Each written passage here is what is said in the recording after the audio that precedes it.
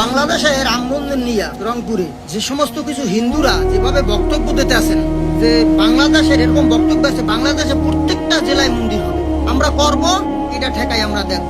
আচ্ছা, আপনারা যে হিন্দু, এটা কি আপনাদের মাথায় আছে?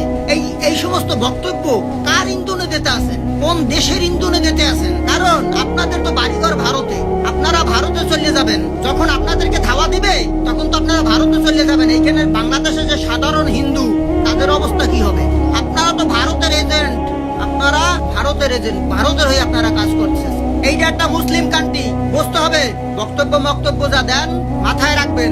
বাংলাদেশের মুসলমান ক্ষিপ্ত হয়ে আপনাকে কিন্তু ধাওয়ানি দেবে, আপনাদেরকে ধাওয়ানি দেবেন, পার নিচে মাটি থাকবে না, সাধারণ হিন্দুরা বিপদে পড়ে যাবে। আমাদের মতো যারা আছে তারা বিপদে পড়বে, এই কামও করছেন না। আর যদি এই ধরনের কিছু আভাস পাই এই মন্দির নিয়ে, এই আপনার মূর্তি নিয়ে, কিন্তু ষড়যন্ত্রের গন্ধ আসতেছে। আমি বাংলাদেশের প্রত্যেকটা মুসলমানকে বলবো, তোমরা যে বক্তব্য দেয় এই বক্তব্যতে স্পষ্ট যে ষড়যন্ত্রের গন্ধ চলতে আছে। আপনারা মুসলমান যারা আছেন, আর যদি এই আন্দোলনে আপনারা যদি সফল হইতে না পারেন, তাই কিন্তু আপনারা হেরে যাবেন ভারতের কাছে। আর ভারতের কাছে হেরে যাওয়া মানে আপনাদের অস্তিত্ব বিনাশ হয়ে যাবে। তাই বাংলাদেশের প্রত্যেকটা মুসলমানকে বলবো, ওরা যেভাবে বক্তব্য দিতেছে, ওরা যেভাবে কাজ করতেছে, আপনারা সঠিকভাবে রাস্তায় নামেন। ওদের পরিকল্পনা সফল হইতে দেওয়া যাবে না।